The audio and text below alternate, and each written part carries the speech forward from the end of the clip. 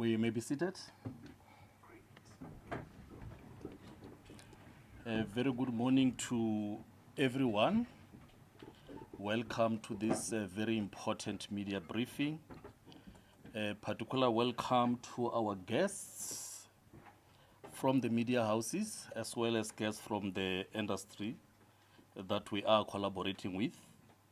Let me also acknowledge our host, that is the CEO and the Commissioner of the Border Management Authority, Dr. Mike Masiapata. Let me also acknowledge the Deputy Commissioner who is responsible for operations, that is Major General David Chilembe. In absentia, I will also acknowledge the Deputy Commissioner responsible for corporate services, that is Madam Jane Tupana, all the Assistant Commissioners, Deputy Assistant Commissioners, Senior Commandants who are in our midst, as well as all other officials, fellow South Africans who could be watching this briefing. My name is Mkhuliseni Rubengo. I will be directing this program today. We are colleagues gathered here today for two important reasons. The Commissioner will be sharing with us the performance of the Border Management Authority for second quarter. That is the period that covers 1 July to 30 September for this financial year.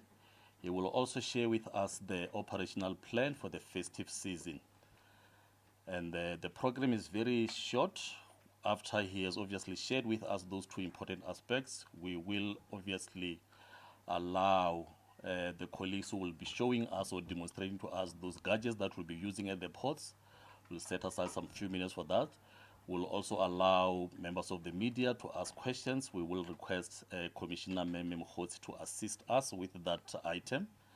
And we will then, in terms of conclusion, give an opportunity to Assistant Commissioner Maphetho to obviously give us some vote of thanks and the concluding remarks.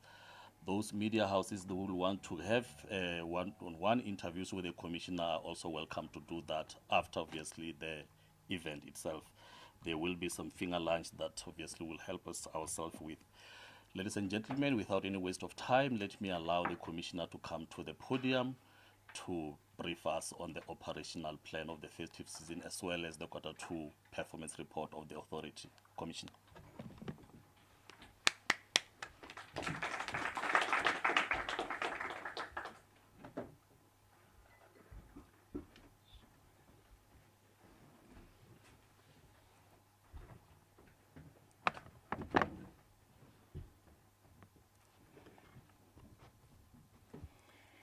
Colleagues, good morning. Maybe before we start, as the Border Management Authority, we do appreciate and understand what is going on in the bigger ecosystem.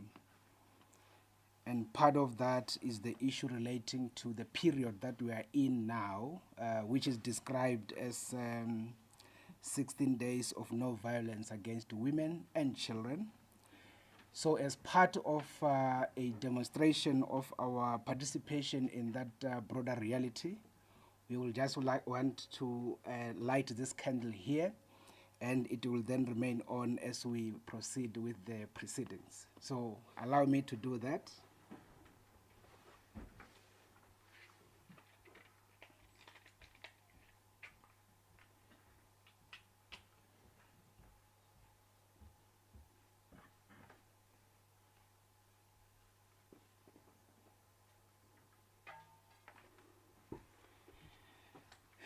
That's great. Colleagues, let me start by recognizing the Deputy Commissioner for Operations, Major General David Chilembe, retired. The Deputy Commissioner for Corporate Services in her absence, Madam Jane Tupana. All the Assistant Commissioners of the Border Management Authority present here. The Deputy Assistant Commissioners that are also present in our midst, and all of the other colleagues in the broader border management ecosystem. We'd also like to appreciate the members of the media who fairly joined us today to be able to cover this conversation. but we also want to appreciate South Africa broadly.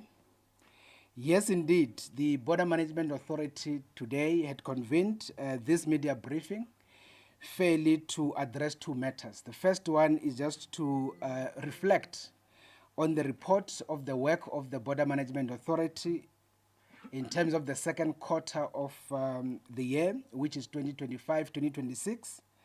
And of course, that effectively covers the period, the 1st of July 2025 to the 30th of September 2025. The second part, which is the most critical part of this conversation, is to unveil the authority's festive season plan, mainly for the 2025-2026, which will fairly run from the 10th of December 2025 until the 15th of January 2026. As already indicated, this media briefing actually takes place in a critical time when the nation is currently observing 16 days of activism for no violence against women and children. Therefore, as the Border Management Authority, we do reaffirm our commitment to ensure the protection as well as the seamless facilitation of the movement of women as well as vulnerable members of society across our 71 ports of entry as and when they present themselves to that particular space. Further, this briefing is taking place just 2 weeks after the Border Management Authority had successfully facilitated the seamless movement of more than 40 heads of state, other government leaders, various delegates, technical teams, as well as journalists from all over the world who came into our shores to attend the G20 Leaders Summit. This was the second largest international event which the BMA had to facilitate since the BRICS Summit, which was held in August of 2023. This heightened movement remained instrumental in testing and strengthening our system for high impact and sophisticated high security movement of dignitaries. So, ladies and gentlemen, allow me to start with the first part of the conversation, and that is the report of the second quarter of 2025-2026 as indicated. In this particular quarter, we can indicate that the BMA had around 11 targets that had to be implemented. We had 12 targets that had to be implemented, and out of those targets, we basically were able to achieve 11 of those, which effectively put us at 92% achievement rate in terms of the targets as contained in our annual performance plan, obviously despite the persisting challenges that are widely articulated in as far as the capacity around the authority. Further, I want to indicate this quarter was characterized, which is quarter two, was characterized by heightened operational activities which were mainly driven by the number of preparatory meetings for the G20 Leaders Summit, which took place within the country. Just in a period of 3 months, the BMA facilitated a number of dignitaries which came to attend more than 40 various G20 track meetings in various parts of the country. Further, we have also observed in quarter two of 2025-2026 that Groblersbrug, port of entry with Botswana, facilitated a significant number of members of the Zion Christian Church who came to attend their September pilgrimage at the city of Moria in Limpopo province. With all these activities, the BMA immigration officers processed a total of 9,283,658 travelers as they were entering and leaving South Africa in the second quarter of this financial year. This represents an increase of about 23% of processed travelers compared to the same period in 2024, where we processed just around 7,576,650. And of course, with the help of surveillance technology, mainly the drones, in this particular second quarter, we were able to apprehend about 8,135 individuals who were attempting to enter the country illegally through the ports of entry as well as the respective segments of the borderline. Of that particular number, 4,092 of them were found to be undocumented, 2,061 were fairly just inadmissible, and 1,982 were undesirables. As always the case, in terms of historical empirical data, the majority of the intercepted individuals in that second quarter were led by Basotho nationals, followed by Mozambicans, Zimbabweans, as well as Swati nationals. And of course, this is a reflection of the consistent, long-standing migration patterns within the sub-region. And of course, trend-wise, there hasn't been anything unusual. Therefore, if we are to look at the incremental figures, the border guards had effectively been able to stop around 505,065 individuals from entering the country illegally since the deployment of the first contingent in July of 2022. So that is a representation of what we describe as an incremental figure. In addition, in the same quarter, about 15 high-powered suspected stolen vehicles were intercepted as criminal syndicate attempted to smuggle them out of the country. The vehicles were handed over to members of the South African Police Services for further processing.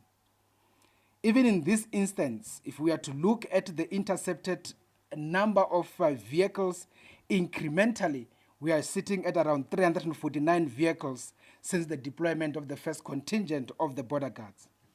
Further, in the same quarter, about 1,700 kgs of counterfeit clothing as well as footwear estimated at around 1,280,645 were intercepted in various ports of entry. And of course, that brings us to an incremental figure of around 220 million worth of illicit footwear as well as counterfeit clothing that has to be intercepted. In this period, the officers once again intercepted 0.5 kilogram of crystal meth, 240 grams of heroin, as well as illicit cigarettes to the value of 827,500. In terms of document fraud, we have been able in this second quarter to intercept around 40 fraudulent travel documents, and most of these were confiscated at OR Tambo International Airport, at Cape Town International Airport, as well as Violdrift Land Port of Entry. Once again, during this quarter, we want to indicate that around 172,858 travelers were screened by our port health officials, and effectively around 73 of those travelers were refused entry for failing to produce valid yellow fever vaccination certificate. In addition, the port health team had also processed about 997 mortal remains, of which 964 were being exported out of the country. This, in practical terms, mean individuals from other jurisdictions who effectively demised whilst in South Africa, and they had to be processed out. And of course, out of that number, 33 were basically imported into South Africa. And that basically meant individuals who actually lost their lives whilst in other jurisdictions and had to be processed back into the country. Unfortunately, we had an incident where 25 mortal remains were returned due to failure to produce required documentation. One thing that becomes very much painful, but of course, without documentation, we are not able to process the individuals. And of course, that basically means a delay and all of those administrative issues. Further, around 43,729 health-related consignments were presented and processed in the country by our port health teams. However, about 5,000 units of illicit birth control pills, as well as 117 medical test kits were intercepted and destroyed. And of course, this includes some skin lightening creams. In this regard, the South African Health Product Regulatory Authority, SAPRA, has warned that many of these products contain harmful and illegal ingredients, including high concentration of mercury, hydroquinone, as well as tropical steroids, which pose a serious health risk, such as skin damage, kidney complications, as well as long-term toxicity. In addition, our port health team tested about 969 travelers for malaria, and out of that, around 57 individuals were confirmed to be positive, and they got transferred into the nearest medical facility for attention. In the agricultural space, about 39,316 consignments were presented and processed into the country. At the same time, in this particular instance, about 1,241 CITES consignments were presented and processed for entering the country in the second quarter. We also want to indicate that during this quarter, the BMA, working together with the Transnet National Ports Authority, fairly called TNPA, secured operational space for the permanent deployment of the coastal guards of the BMA at the 3 critical seaports of Mossel Bay, Gqeberha, Richards Bay, and East London. There are actually 4. This is a critical development towards establishing the full-time presence of this critical responsibility of the Border Management Authority in those particular areas of work. So that is, in short, a description of some of the work that has been done by the Border Management Authority in the second quarter of 2025-2026 financial year.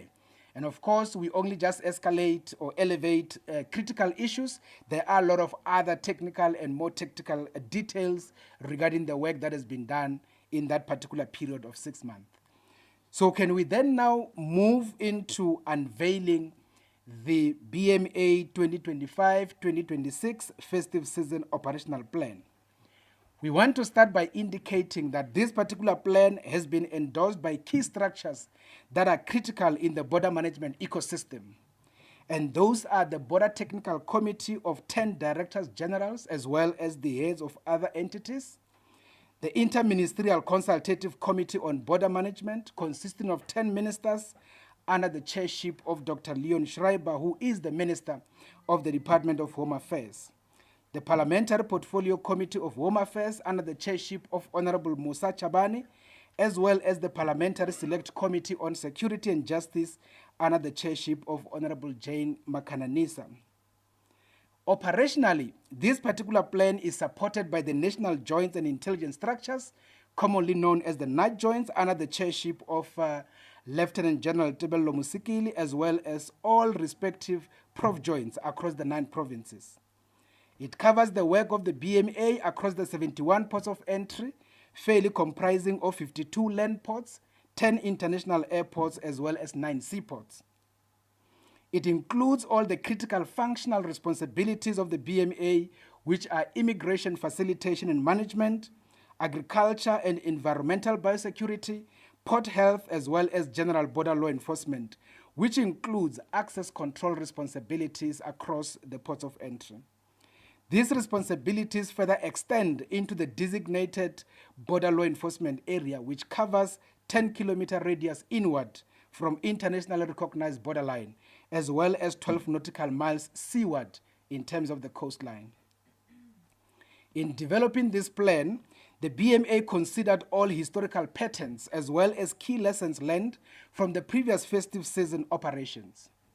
It remains embedded under the principle of intergovernmental relations, cooperative governance, as well as collaboration with the various counterparts across the entire government ecosystem, which is inclusive of law enforcement authorities, traffic agencies, municipalities, state security structures, as well as border communities.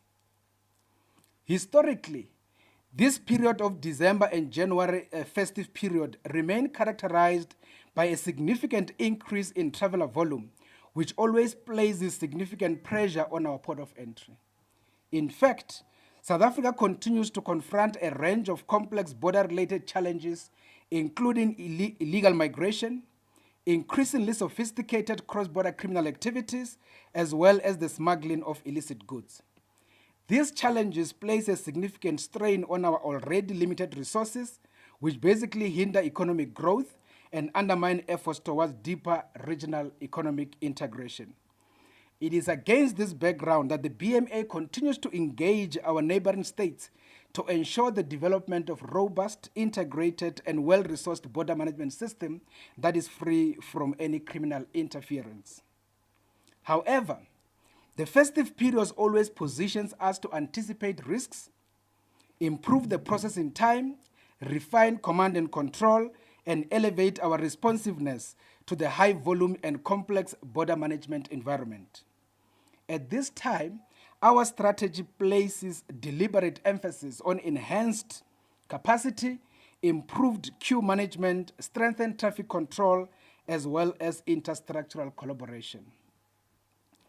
Looking at the past two festive seasons, empirical data does confirm that our cross-border movement remained dominated by foreign travelers. For instance, in the 2023-2024 festive period, we had processed about 5 million travelers. 78 of those were foreign travelers, while only 22% were South Africans. In terms of the 24-25 festive period, where we processed just around 4.5 million travelers, 70% of those were foreign nationals, with 30% being South Africans. As for the number of intercepted travelers attempting to enter the country illegally, once again, historical data does confirm that Basotho nationals continue to lead, followed by Zimbabweans and Mozambicans. Further, historical data confirms that over 75% of the travelers are facilitated at only 10 key ports of entry.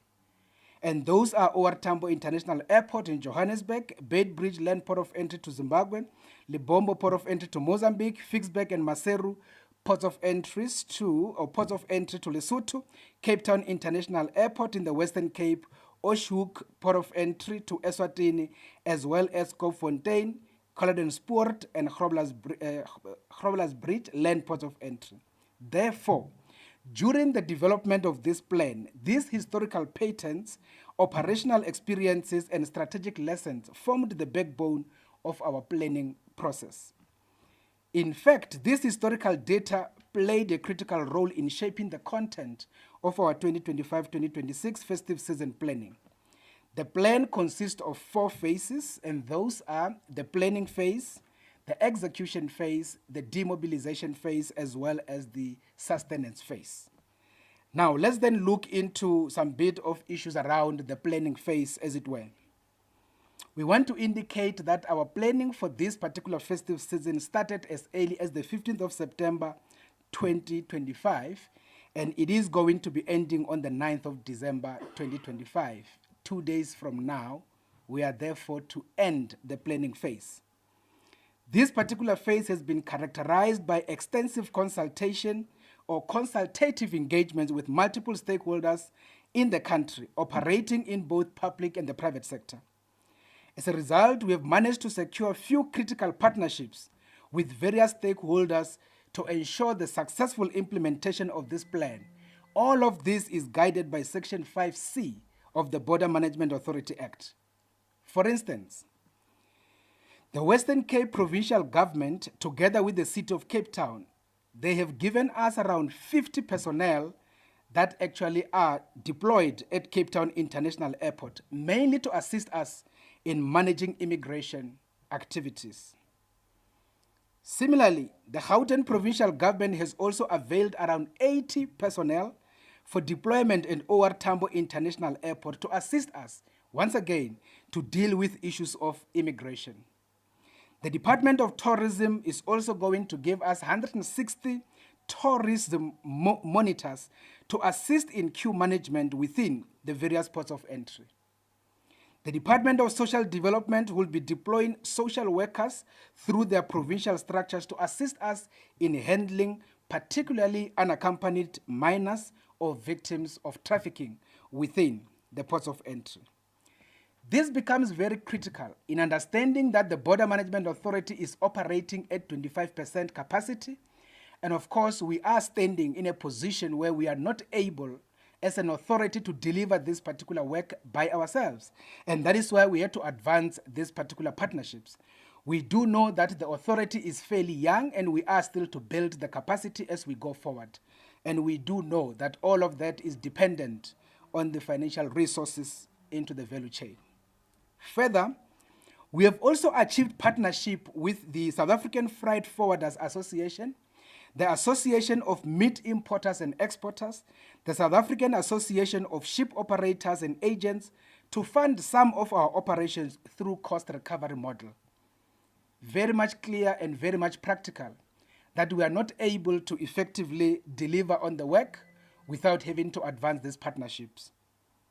Therefore, we also have put together partnership with DCD Protected Mobility, Elsen South Africa, Unipro Protective Wear.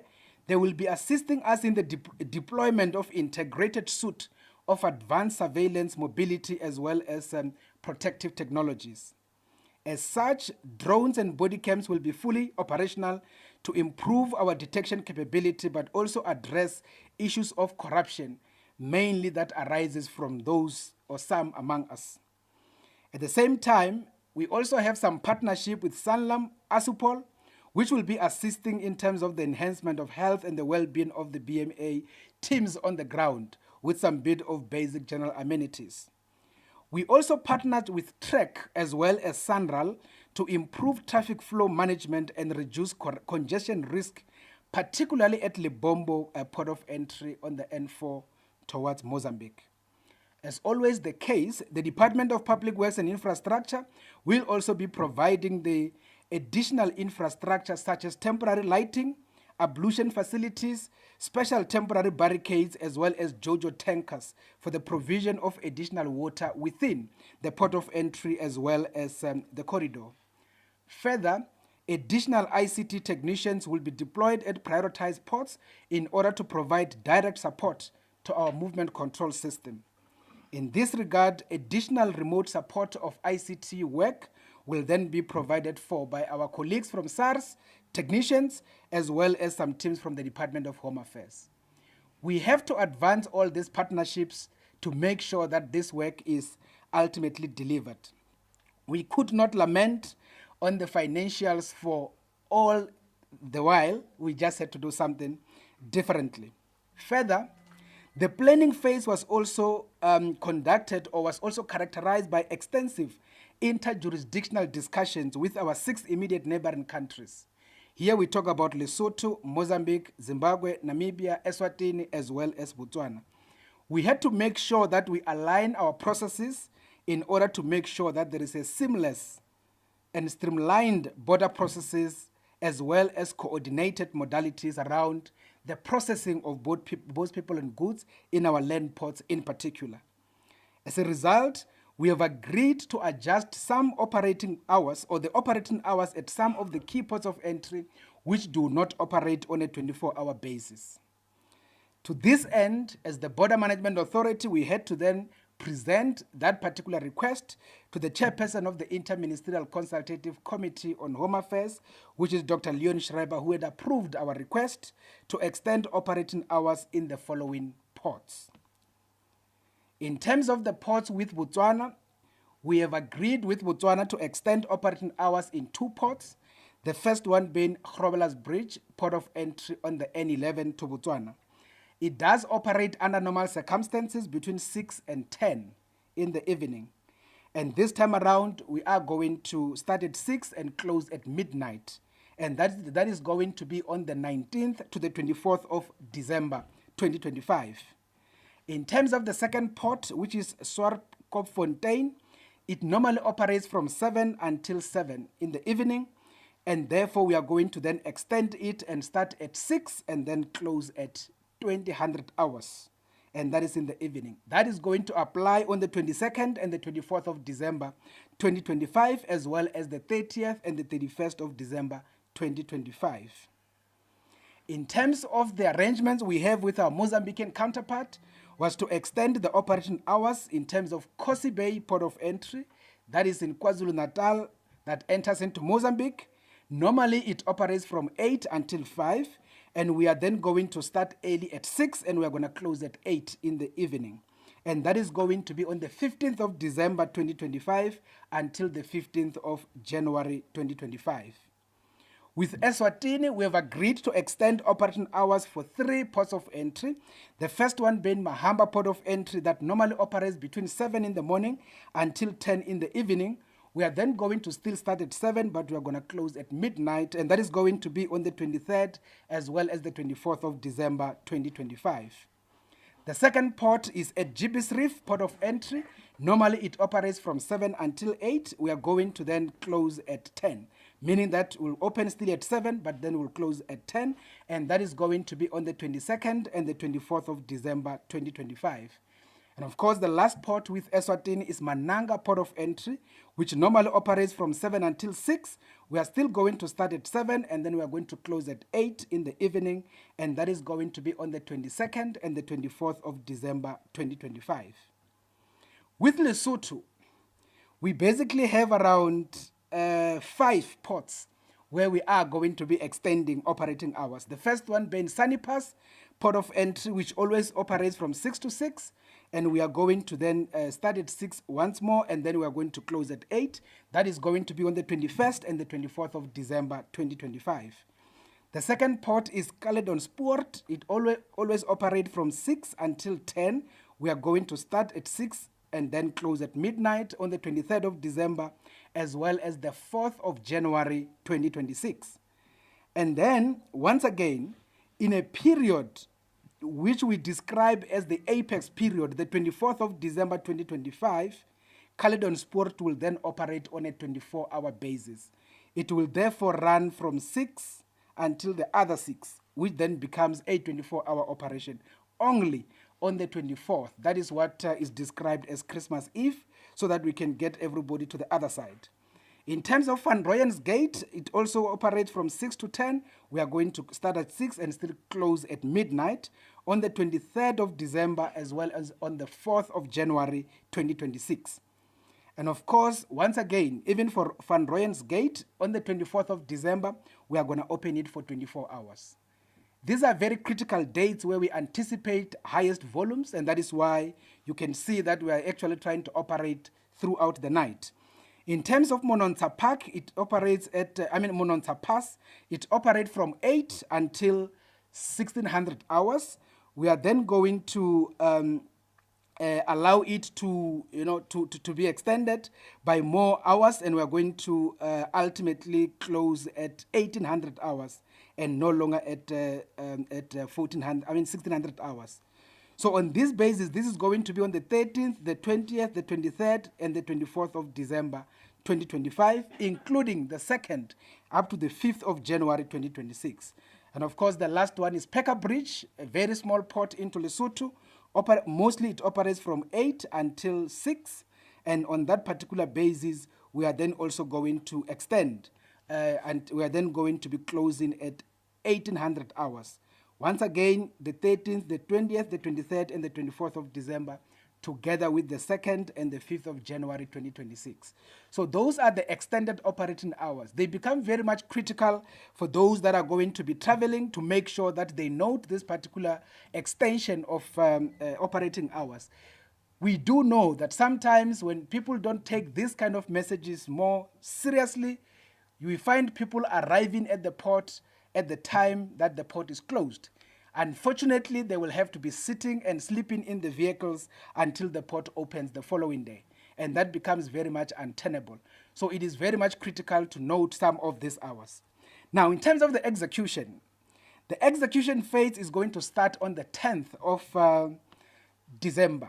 That is a few days from now. And on that basis, we are going to run it until the 15th of January 2026. This particular phase is divided into 2 legs. We are going to handle what we call the exit leg, or what others might call a departure leg. It is going to be starting from the 10th of December until the 31st of December. The majority of the people at that particular period will be exiting the country. And of course, we are then going to handle the entry leg, or what others will describe as the return leg, and that is going to start from the 1st of January until the 15th of January in 2026. During this phase, we will be intensifying our measures to detect and seize anything, whether it's narcotics, illicit goods, even stolen vehicles. We therefore want to warn all travelers to desist from committing any act of criminality around any port of entry or even at the border law enforcement area. That becomes very much critical because with the kind of technology we will then be enhancing its presence, we will definitely be able to detect individuals and ultimately get them arrested. During the exit leg in particular, the corridor becomes very much central in as far as its full monitoring as well as ensuring effective traffic flow towards the port of entry. And for that, the Road Traffic Management Corporation will be providing leadership, working together with the Cross-Border Road Transport Agency. And of course, they will be working closely with the provincial traffic authorities as well as the local traffic authorities to make sure that there is no chaos en route to the port on the corridors. We do know the problematic corridors. N1 to Beitbridge, very problematic. N4 to Libombo, very problematic. And on that basis, we have to then be putting more effort in those particular corridors to make sure that everything is done accordingly. Now, to ensure the effective processing of all travelers within the port, we would like to re-emphasize the key requirements that must be observed by respective travelers in terms of various areas of specialization. This is very much important. If you are going to be traveling, it is always important to note that these are the requirements. It becomes very much difficult when we have people stuck at the port and ultimately having to try and get things done not in accordance with the law. Unfortunately, no compliance, it means no entry. And that is the reality. And that is also inclusive even in terms of exit. Now, let's start with the requirements regarding port health issues. We want to start here by indicating that people who are going to be inbound into South Africa, our port health teams would like to remind them that they will be screened on their arrival at the port of entry. This is meant to avoid any witting or unwitting importation of any communicable or infectious disease into the country. And this is critical when we go to the return leg, which is going to be implemented from January. Further, we would like to also urge all travelers presenting signs of illness to present themselves to the BMA Port Health team members on arrival. However, should they experience being unwell after their travel and they encounter some kind of signals of some kind of a sickness, they need to visit their nearest health facility or consult their own private doctors for medical examination. Very much critical. As for travelers arriving from yellow fever endemic countries, they will be required to present a valid yellow fever vaccination certificate. Otherwise, failure to produce such certificate will result in a traveler being refused entry into the country by the BMA Port Health team members. In terms of the exportation and the importation of human remains through the port of entry, people are required to present a cross-border permit issued by the National Department of Health that will actually authorize the mortal remain to enter the jurisdiction or even to exit. Therefore, no human remain will be imported or exported without such permit issued by the relevant authorities. And of course, upon arrival at the port, permit must be presented to the port health team member for the full inspection and ultimately the further processing as required. In terms of immigration specialized function, the team on the ground would like to remind all travelers entering or departing South Africa that they should be in possession of a valid machine-readable passport containing at least 2 completely unused pages, excluding the last page, which must always remain blank. On visa requirements, the immigration team remains vigilant in enforcing compliance with the terms and condition of various visas and permit at the port of entry as issued by the principal organ of state. At the port of entry, it is mandatory for the inward foreign travelers to produce a residential address of their intended place of stay within South Africa. All travelers who are granted a particular visa are only permitted to engage in activities permitted by such visa. For instance, a student visa the person who has been issued with a student visa should actually participate in educational related matters, but not on employment related issues. Regarding the movement of children, parents traveling with a child must produce an unabridged birth certificate for the child showing both parents' details. If only one parent is traveling, an affidavit from the other parent authorizing the travel or the court order granting full parental rights or a death certificate of the other parent will be required. Otherwise, failure to produce these required documents will result in that child not being permitted to exit the country. When it comes to agricultural biosecurity space, we just want to emphasize, as the team had actually indicated, that all inward travelers, to avoid bringing products such as meat, fruits, or any other regulated goods. This is very much important, particularly those traveling through our land ports. People go home, wherever they go, whether they go to Zimbabwe, they go to Mozambique, or they go to Malawi, and they come back with a boot full of your mangoes and your bananas and your every other thing, which is basically something good. Probably they were given by the uncle, very much appreciated. But the reality of it is it's not allowed to enter the jurisdiction. And that is the current protocol that has to be implemented, being issued by the Department of Agriculture. In those instances, unfortunately, we will be offloading all of those and get them destroyed. And that is the reality. We want to emphasize any kind of those kind of products, they are regulated goods and they can be imported into the country through proper channels with the relevant permits that are issued by the relevant organs of state.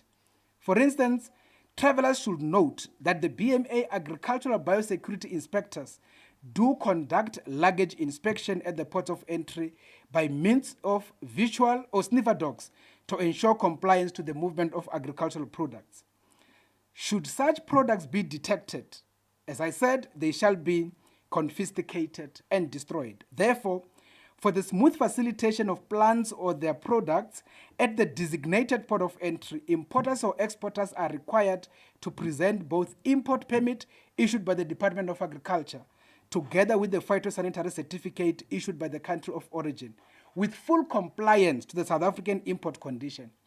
Similarly, even with the movement of animals and their products, importers are expected to present an import permit issued by the Agricultural Department as well as the veterinary health certificate issued by the country of origin, and once again in full compliance to all the protocols and the provisions in as far as import conditions are concerned.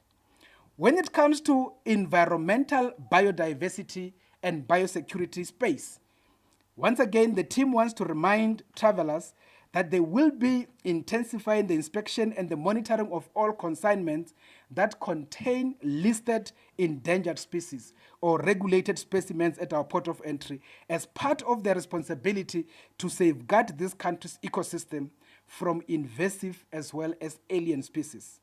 Therefore, people are reminded to comply with the environmental biodiversity and biosecurity prescripts regarding the exportation, re-exportation, or importation of endangered animals and plants. In this regard, the relevant permits will be required as issued by the relevant authorities. For instance, when importing alien invasive species into South Africa, the importer should obtain the relevant import permit from the Department of Forestry, Fisheries and the Environment.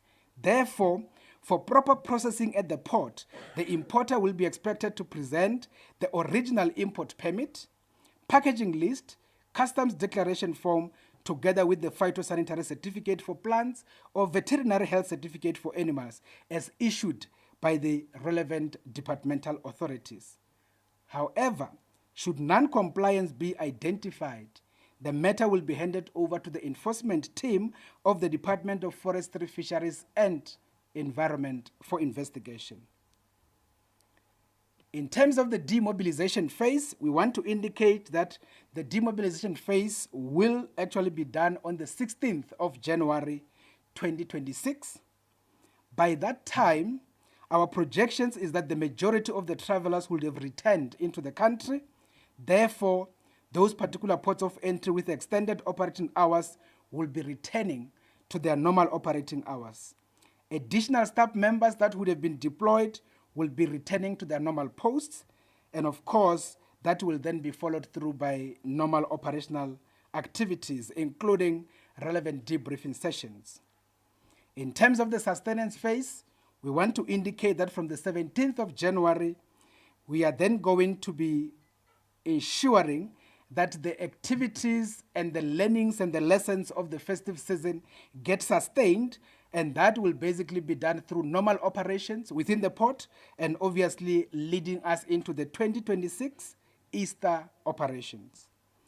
In conclusion, we would like to remind members of the public about the BMA hotline, which is 080-122-9019, which is to be used to report any kind of corruption or unethical conduct experienced at the port of entry or the border law enforcement area.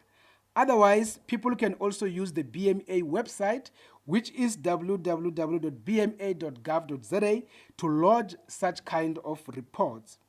We assure the public, our stakeholders, our international partners that the BMA is fully prepared, fully mobilized, and fully committed to delivering a seamless 2025-2026 festive season operations. As the Border Management Authority, we would like to wish everyone a safe and pleasant festive season. We continue to be in your service, securing borders for development. Thank you.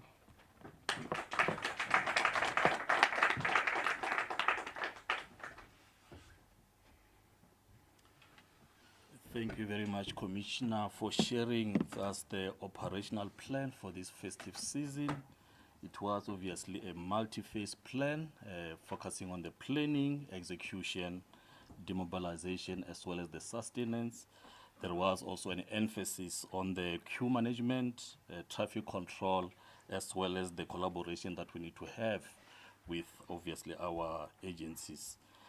Focus also on the high volume ports, and there is also an indication of those ports where we have extended operational hours. We are also happy that we were able to share with us the obviously Q2 report, which focused on the apprehensions that we made, as well as travelers that we have processed within Q2, including those vehicles that were obviously meant to be going to the other side of the border. Thank you very much for that.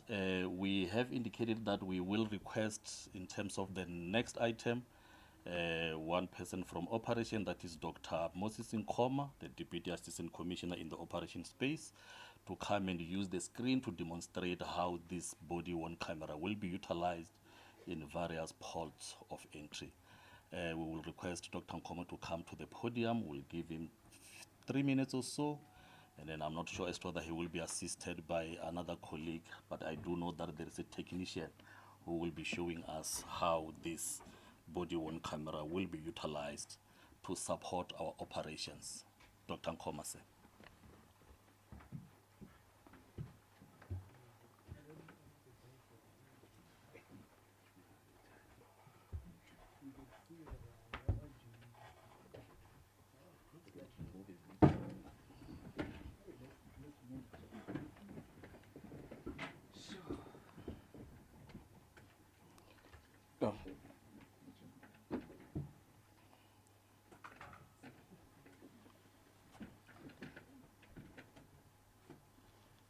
Thank you very much for the opportunity.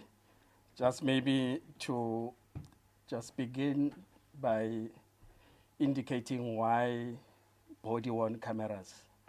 And I think the Commissioner did indicate the various challenges that we are experiencing at our ports, such as issues of misconduct and so forth.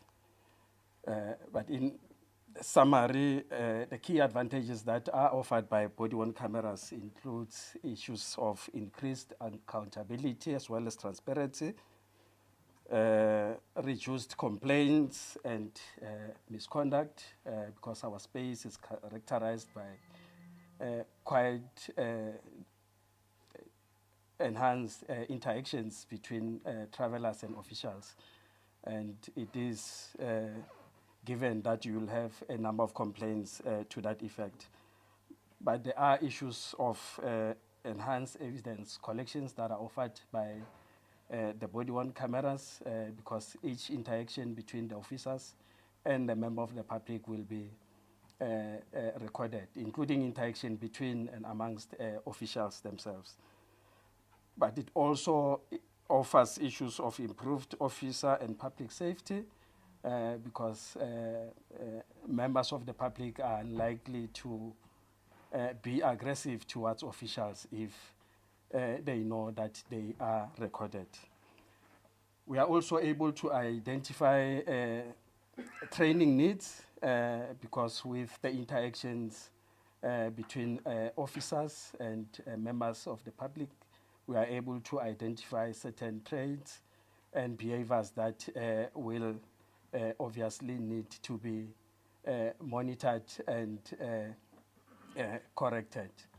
So the body-worn cameras that would be worn by individual officials will be linked to a command and control system that will be situated at the port of entry itself, a command center at the port of entry, as well as a command center at the BMA headquarters.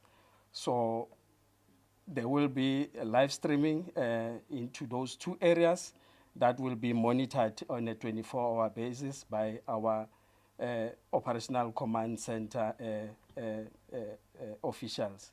So if you look at the screen that is currently in display, this is OR Tambo International Airport. These are the terminals where officials are facilitating the movement of persons into and out of the Republic. As you may see that you are able to see an immigration officer performing his or her duties, as well as a traveler that has presented himself in front of the immigration officer. You are able to see the entire process in terms of the scanning of the passport, recording of the particulars of a traveler into the movement control system. So should there be any query or complaint or a case for investigation, we should be able to tap into the recording so that we are able to have a proper investigation of a complaint or a case that has been opened. But the link is not only limited to officials that are sitting at the counters. We have teams within border law enforcement who are mobile, who will also be issued with body-worn cameras, and we are able to see their interaction at the various inspection points within the port of entry. We are also in the space of aviation, conduct what we call the rummaging of flights, where border law enforcement officials will approach a flight for the purpose of searching it. Same with in a land modality, where buses and taxis will be approached and our border law enforcement officials will be searching those buses. So you will be able to see the actual rummaging of a particular flight or a bus in the case of land modality or a ship in a maritime space.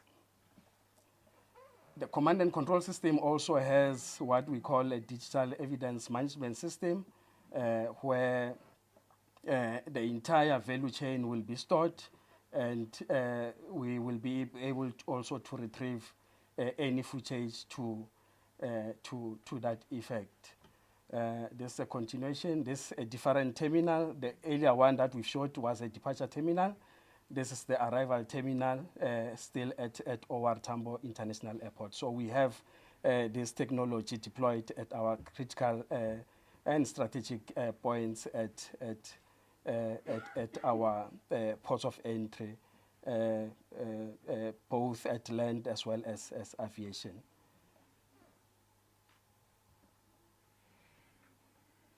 Yeah, that's brief explanation of the capabilities that we have. Thank you. Thank you very much, Dr. Nkomo, for sharing with us the capabilities that we'll be deploying during this festive season. Obviously, these are one of those. We will then request Deputy Assistant Commissioner Meme Mokhotsi to come and handle the next item, that is the questions and answer session. I do know that the commissioner is very elaborative in terms of his engagement, but such that there might not necessarily be any questions. But in the event that there are, as Deputy Assistant Commissioner Meme Mokhotsi will assist us to render that item. Thank you. Thank you to our chairperson. Good morning to the Commissioner of the Border Management Authority, Dr. Michael Masiapato, the Deputy Commissioner of Operations in the BMA, Major General David Chilembe, our Assistant Commissioners here in the room, the Deputy Assistant Commissioners, the entire border management system, our partners who will be supporting us in the festive season operations, members of the media. Good morning to all of you. As it is tradition, we request that members of the media that have the questions, can they please introduce themselves and indicate the media houses that they are representing here in the room. So we'll start the first round of questions here, and then we'll go to the online platforms. You can go ahead. Good morning, Zola Sholana here from Newsroom Africa. I just have a few questions for the Commissioner. Are there any contingency plans in place for system failures or power outages at border posts during this time, this festive season? What are the key highlights of BMA's Q2 performance report for the 2025 and 2026 financial year? And the last question is, where has the BMA seen the greatest improvements and where do challenges still persist? Thank you for that, Zola. Any other questions? You can go ahead. Good morning. My name is Bafedina Moran from ESCA. In terms of the new technologies that you have introduced, since their introduction, I just want to hear from you how effective are they to where we are, because in some of the borders that are really problematic, like Fight Region in Limpopo, we know that people there do not necessarily come and cross through the border. There are other entries that they use. How are you, dealing with that? Is your equipment effective enough to deal with that? Is that all? Yeah. All right, yes, thank you. Zola, would you like to? Sorry, I forgot one more question. Would you say that the Border Management Authority is adequately staffed to respond to peak travel volumes, especially at the busiest land borders? All right. Thank you for that. If there are no other questions, Commissioner.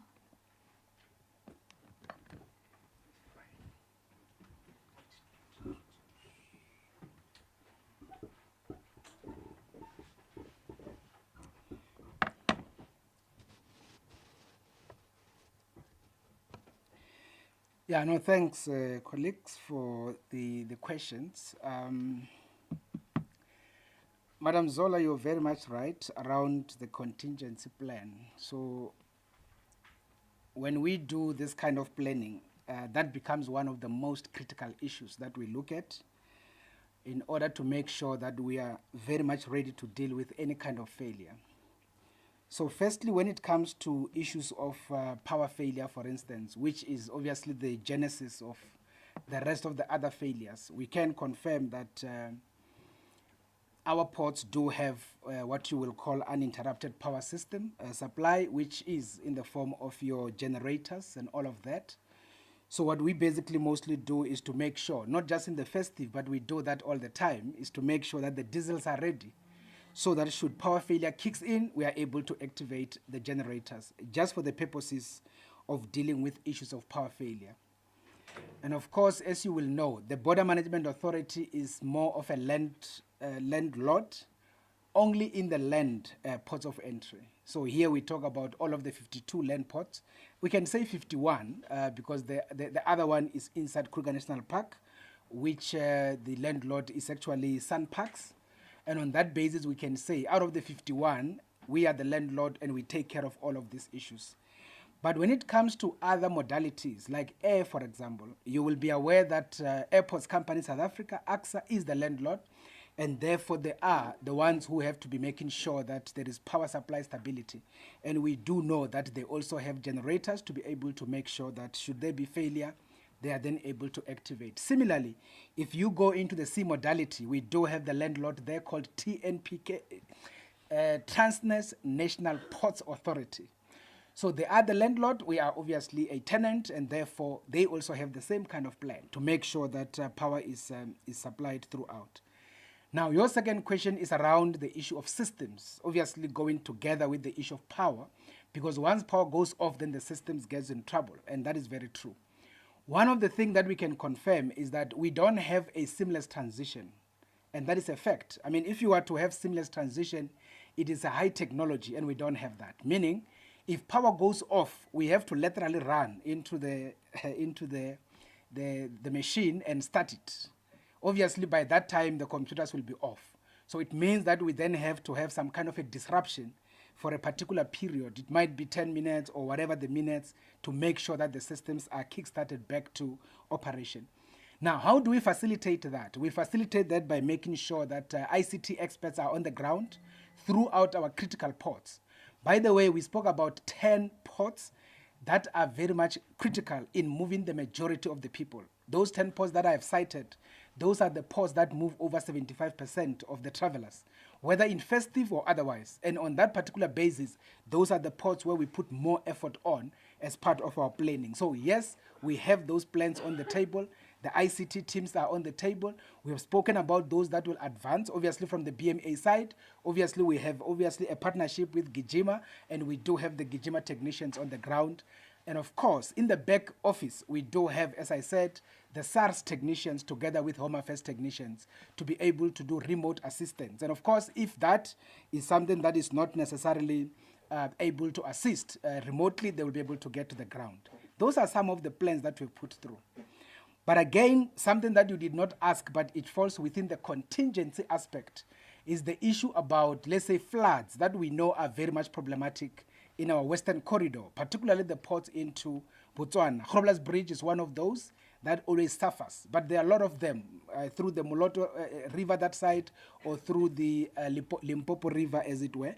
So obviously there, what we basically have is just the ability to still continue doing the work. But unfortunately, when it becomes real and literally the entire place becomes flooded, you can't do everything else except to close the port. And that is the reality that we are facing.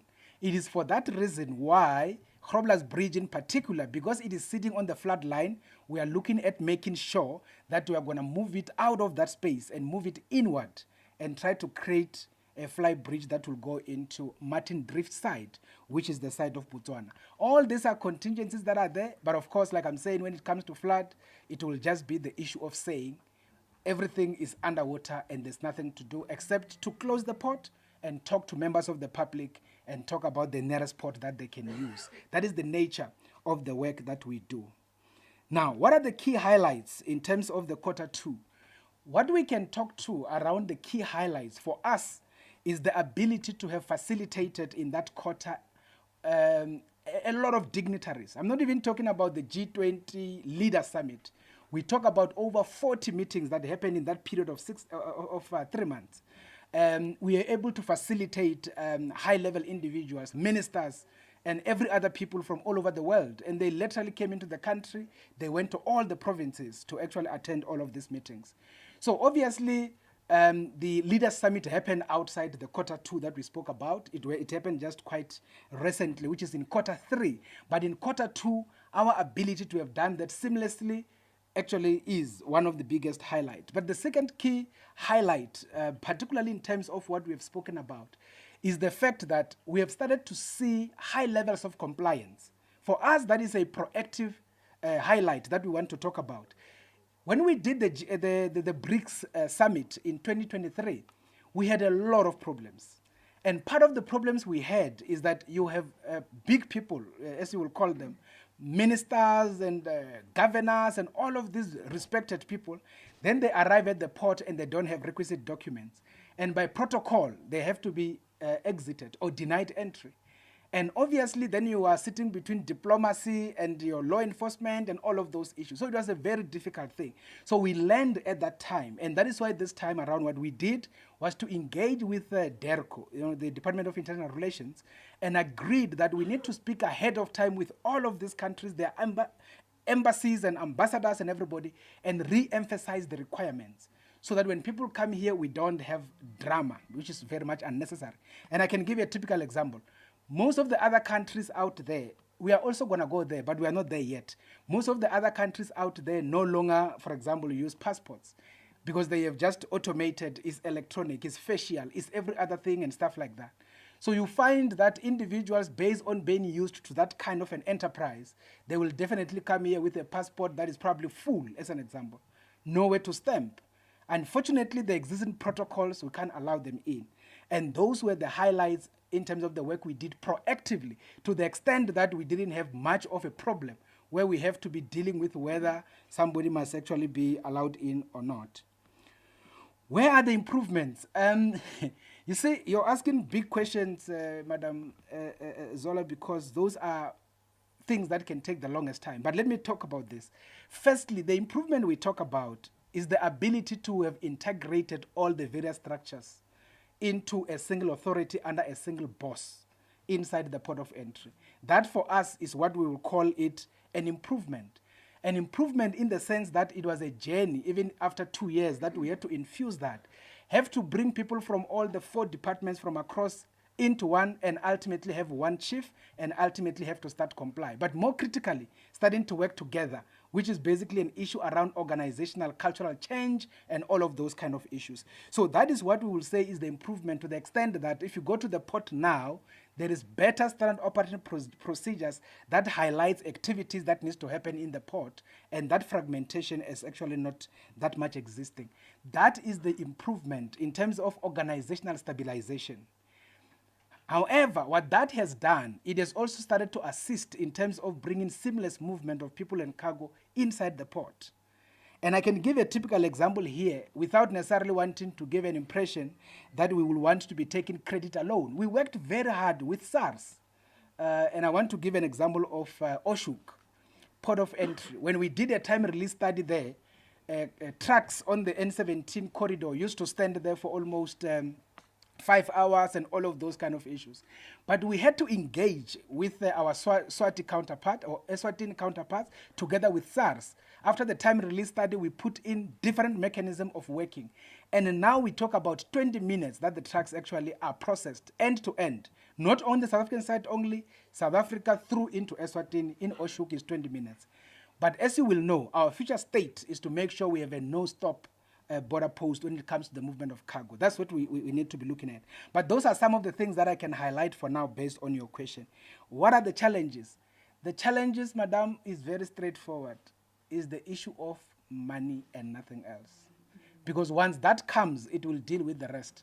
So if I start to talk about the symptoms, it's still not going to be able to assist, which then leads into your question. Are we, as the BMA, fully staffed to be able to deal with this mandate? We have said it, and it is on record. The BMA structure requires 11,200 people. We are now 1,600, just around there. If you have done some bit of basic maths, you will realize we are adequately staffed. The answer is no. That's the point. What do we do? Do we have to be lamenting forever? We couldn't. That is why we had to do partnerships that we have spoken about in the statement. The leadership in the Western Cape, they would actually phone every time and say, but there is queue here at the airport, there is queue. We said, but this is the number of immigration officers we have. We have no any other to bring here. Can you actually assist, and so that we can address this problem together? And I can tell you, they did assist. They gave us 50 individuals that we have deployed in there that are doing immigration work, and the problem is resolved. They are paying for those people. We are just using them. So until BMA is fully capacitated, we will work in this way.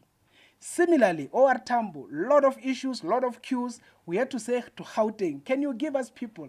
They gave us 80 of the people. They are now in the space, and they are assisting us to deal with the issues. So from a BMA point of view, we are not adequately staffed, and that is why we are going to all of these structures to assist us with people in the meantime, whilst we are building the organization. I suppose one had answered all your questions, Madam Zola. Bafedile, introduction of new tech, how effective they are. Yeah, again, Bafedile, you're asking a big question, and I know you've been on the borderline there on the east, and you have seen some fireworks there. So maybe let's put it this way.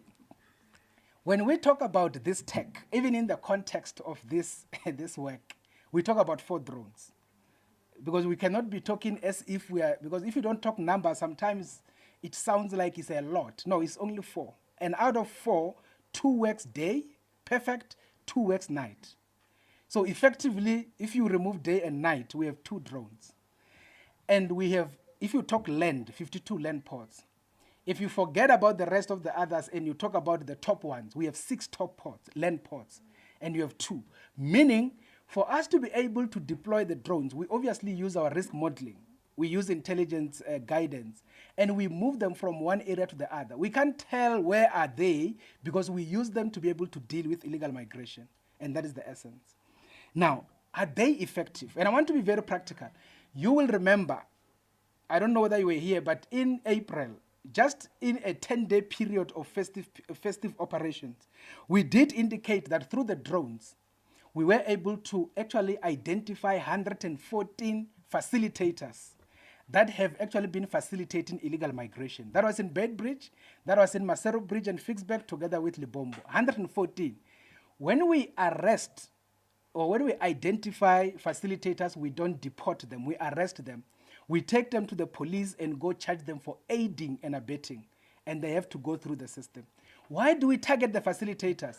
People normally cannot go into the bush by themselves. They get facilitated by individuals who will direct them where to walk, which route, and all of those. So we use the drone to identify the person who is in front and who is busy showing the people the way. And that is the person we arrest, and we don't deport that one. We will arrest the others and deport, but that one we take to the police station. That is what we have done, and that has assisted us to reduce the level of illegal migration. Let me also be practical.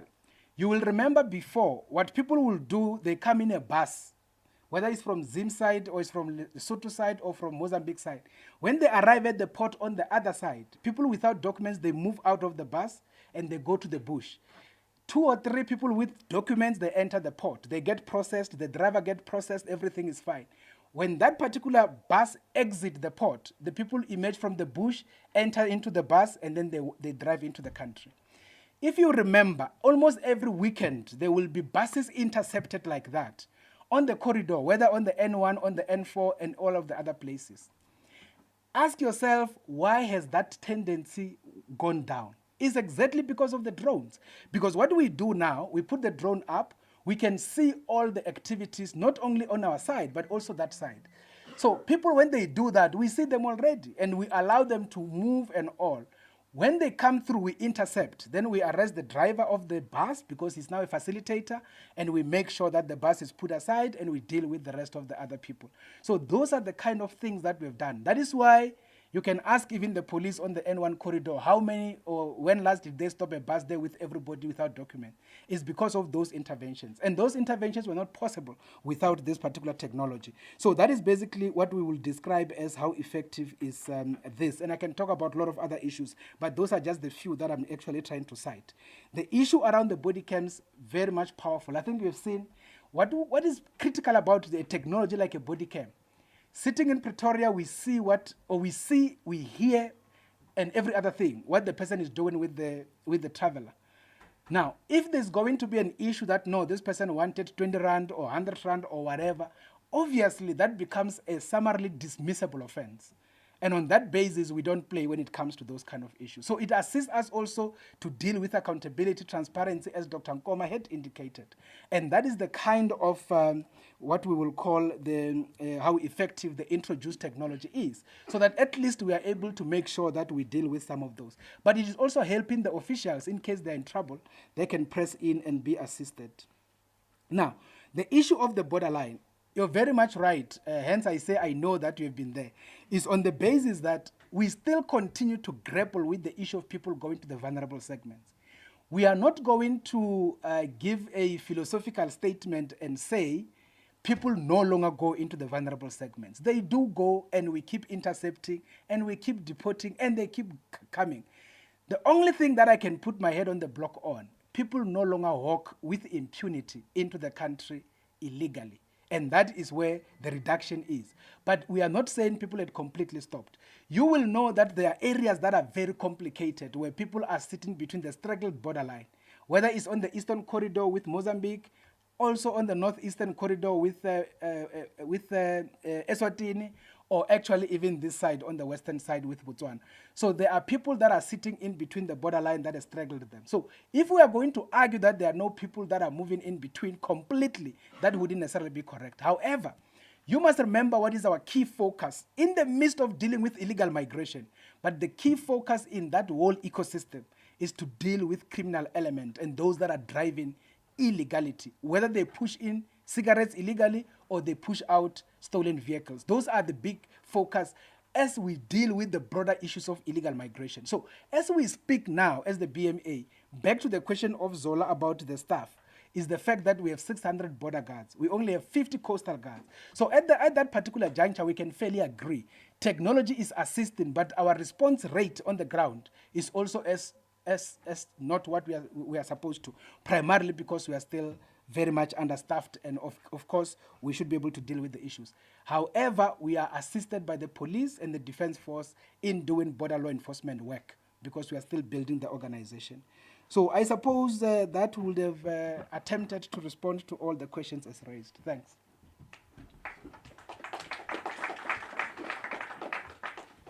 Thank you, Commissioner. I don't think that was an attempt. You did answer all the questions that were asked. I do know that there is one question that was asked by somebody who did that online. And then I thought before we could go to that, I give anyone an opportunity to ask any follow-up if there is any. Yes, from ENCA. Commissioner, earlier on when you were answering one of the questions, you said that you don't want drama, particularly when it comes to the airports. Just last month we saw a group of Palestinians coming through with a plane there, and you had promised that you will update the nation in terms of the investigations, where these people are coming from, what's happening with them at this point in time. Can you please talk to us about that? Okay, thank you very much for that question. Are you going to read the question that was registered online? No, or the question has been withdrawn. Are you going to be able to attempt to answer that question, Commissioner? No, let's talk to the issue. Okay.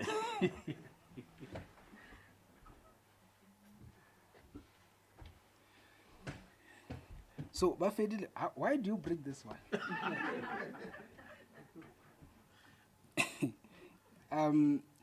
Maybe let me put it this way, colleagues. The BMA issued a statement on the night of that activity. And the BMA statement was very much clear in terms of what the BMA had to do in relation with the BMA's legal mandate.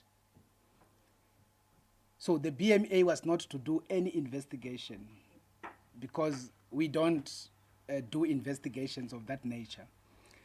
It is for that reason that the investigation had to be done by the security structures, which will be either the police, state security agency, and other structures. And that was done, which is why the executive authority, which is the lawmaker or the one in charge, issued a statement yesterday, and that is the Minister of Home Affairs, Dr. Leon Schreiber, indicating what has actually, or what took place, and ultimately what has been the outcome of the investigation and what is the action of South Africa. Remember, as the BMA, we are a frontline organization. What we do, we implement directives coming from the principal organ of state. If we talk immigration, we do implement issues coming from Home Affairs. If we talk health, we implement issues coming from the Department of Health. If we talk agriculture, we implement issues coming from agriculture. In terms of environmental, we implement issues coming from the DFFE.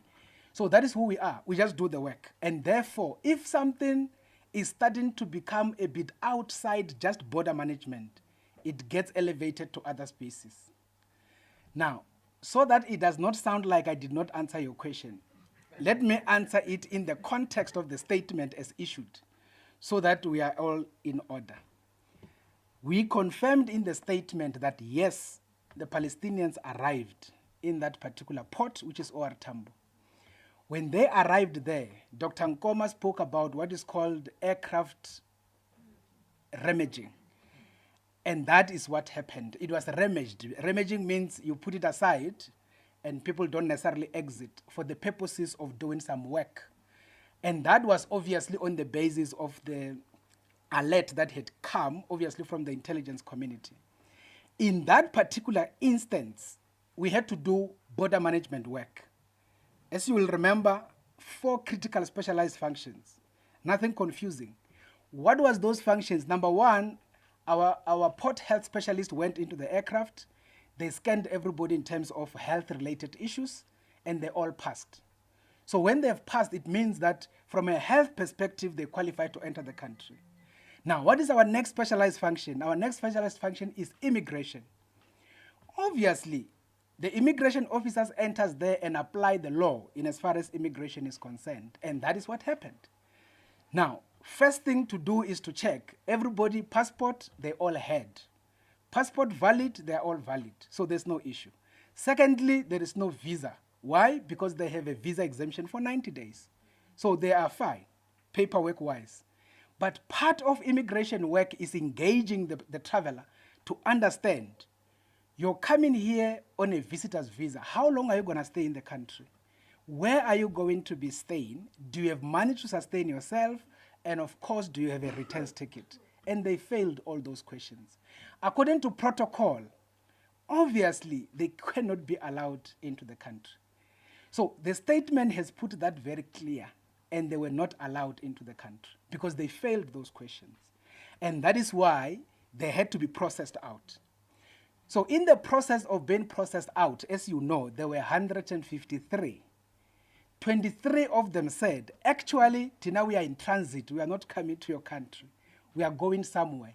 And the 23, as you know by now, they actually bought tickets, and we had to verify the visas that they said they had, and they flew out of OR Tambo into the countries where they were going. And that actually got addressed. Then we got left with 130 in the aircraft. And that is the reality. And now the question is, these 130 are to be flown out.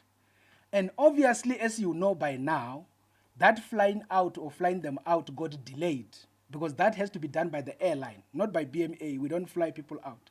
So on that particular basis, they delayed flying them out. Obviously, then drama started emerging. That's exactly what I said we don't want. But it started emerging because people said it is hot in here and what, and all that. So we took the people out, if you remember, out of the aircraft into buses, ventilation and everything like that, to make sure that people are in a proper place. But the reality of it is we couldn't process them into the country because they had failed basic immigration work. From where I sit, even if I can say with all authority vested in me, I have no authority to go and tell immigration officers to break the law. And that must be very clear in as far as this process is concerned. And that is basically what happened. So effectively, the work of the BMA was done up to that point. And then we know what happened later. What happened later is that the executive authority, which is now the minister of the Department of Home Affairs, get approached by some NGO, the NGO that says, those people failed these questions. We are here to take accountability for those questions. We are here to actually make them pass those particular questions. And that happened very much late in the day. What does that mean in simple terms? Where are you going to stay? They don't know. This one says, no, I will give them a place to stay. Where are you go? I mean, do you have money to sustain yourself? Yes, I'm going to take care of their food and their medication. Do you have tickets to fly out of South Africa after the 90 days? Yes, I will buy them ticket. And that becomes a formal guarantor of failing this particular activity. And I want to put it very clear, by the way, colleagues, so it doesn't sound like there is some cooking of the books.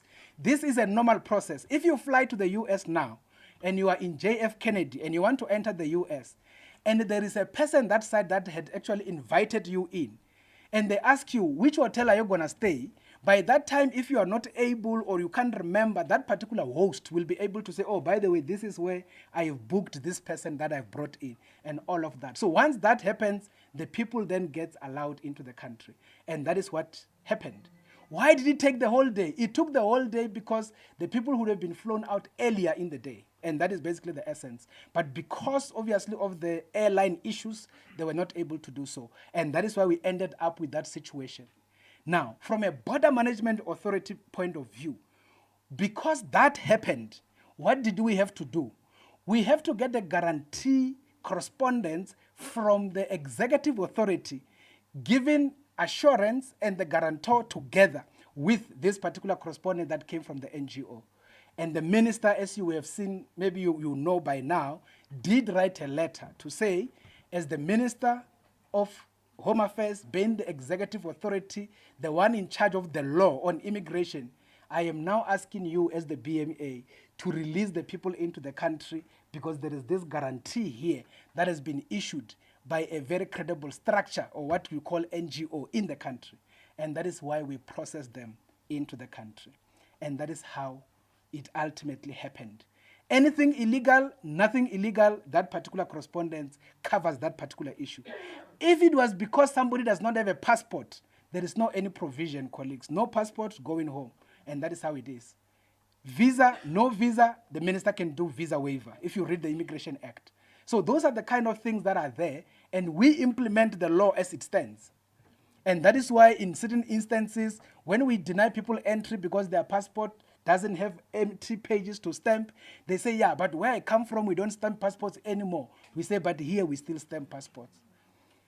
That can only be changed by the principal organ of state, and we get a directive and we will implement accordingly. From a BMA point of view, we work in the front line. If we break any law, it is us that are going to be fired by the same principal organs of state, which is the department.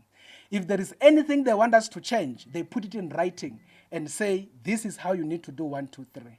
Which then leads me to the last point in closing this issue, Bafedile. You have seen the what you will call the letter from the minister yesterday, which is a media statement. But one thing that is very critical is the issue that he has now withdrawn the visa exemption, meaning that should people from that place, Palestine, want to come here, now they must apply for a visa. Where do they apply for a visa? They apply with the Department of Home Affairs. What does that mean? It means when now they arrive at the port, BMA has received a directive already. We need a passport, we need a visa, because now the exemption has been taken away. That is how it works. And there's no any confusion in as far as this part is concerned. So that is basically what transpired. Other question, who organized the aircraft, who paid for it, and what? Those are non-border management questions. And therefore, I'm not able to talk to those. And they can be spoken to by the relevant authorities. Thanks.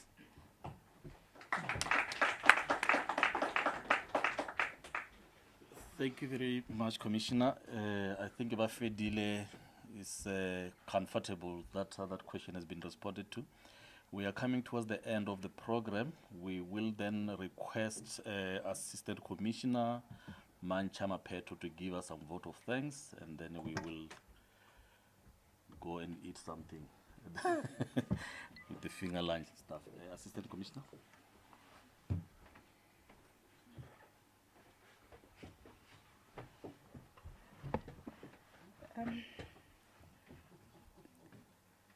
Commissioner of the Border Management Authority, Dr. Michael Masiapata, Deputy Commissioner for Corporate Services, Madam Jane Tupana in absentia, she's not with us today. Deputy Commissioner for Operations, Major General David Shilembe, Assistant Commissioners. Present here today, I see all of them are here. Border Management and also the Deputy Assistant Commissioners, colleagues, members of the Border Management community, representatives of the media and fellow South Africans, good morning. On behalf of the Border Management Authority, I extend our sincere appreciation to all officials, our corporate partners supporting the festive season's operation, members of the media who have actually honored us here today during today's briefing. Good morning to you too. Allow me to begin by expressing our gratitude to our Commissioner, Dr. Michael Masiapato, David Shilembe, Deputy Commissioner David Shilembe, our Commissioner Jane Tupana, who's also not here with us today, for the state leadership and strategic guidance that you have been giving us. Your unwavering commitment continues to strengthen our border management capabilities. My tablet is doing what Commissioner's tablet is always doing. Sorry about that. Your unwavering commitment to, continues to strengthen our border management capabilities and ensure the border management remains aligned with the national security priorities. We are especially grateful to the media fraternity for joining us today. Your role in conveying accurate and timely information to the public is very critical to promoting transparency and enhancing commitment and public confidence in our work. As part of the festive deployment program, the Commissioner will be conducting on-the-ground visits to several ports of entry. On the 17th to the 18th of December 2025, our Commissioner will be at Fixbeck Port of Entry. On the 19th of December 2025, he will be at Maseru Bay Bridge. And on the 21st to 25th of December, he will be at Libombo Port of Entry. During this period, he will be doing the walkabout in order to ensure that the work of the BMA is actually done there and also showing visibility. For the return peak phase, he will be deployed to the Bay Bridge from the 2nd to the 5th of January. This means basically there's no Christmas and New Year for you, Commissioner. These visits will be including comprehensive walkabout and operations and high-risk areas. We also acknowledge and appreciate the support of our intergovernmental partners across law enforcement and other organs of state. Our continued collaboration and your continued collaboration is very much central to us achieving an integrated and coordinated border management approach. A special word of thanks is extended to our corporate partners who have supported the authority during the festive period. These include the South African Freight Forwarders Association, the Association of Meat Importers and Exporters, and the South African Ship Operators and Agents who have contributed through the cost recovery model. We further express our gratitude to DCD Protectors Mobility, ASELSAM South Africa, the Unipro Protective Wear and their support in providing mobility and protective technologies, to Sanlam and ASIPOL for assisting us with employee well-being.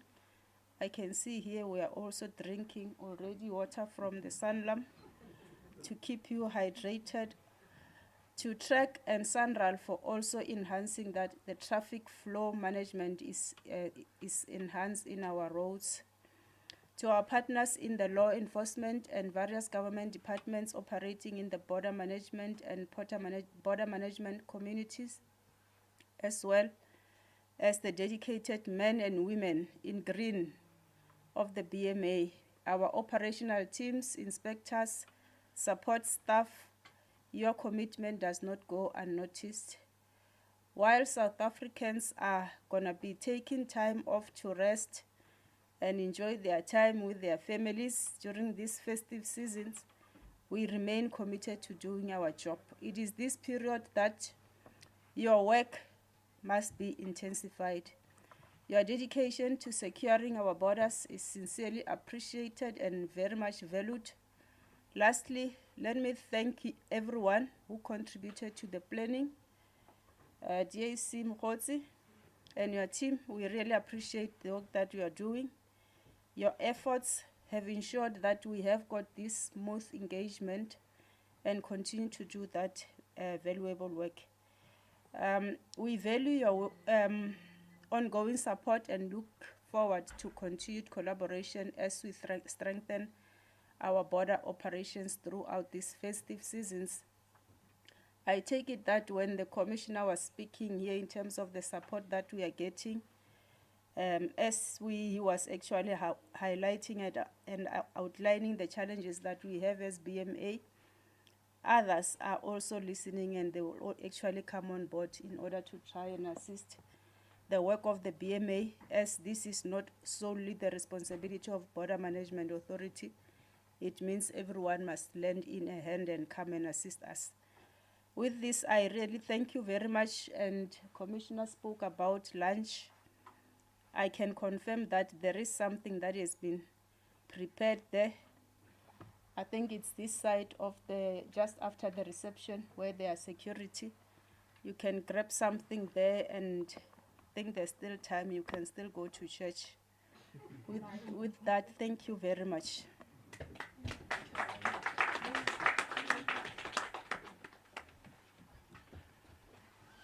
Ladies and gentlemen, this concludes our briefing. So in the event that there are those who want to have a one-on-one engagement with the Commissioner, they will interact with the Deputy Assistant Commissioner, Meme Mkhotsi, and then I believe those one-on-one will be done in this very room. Thank you very much.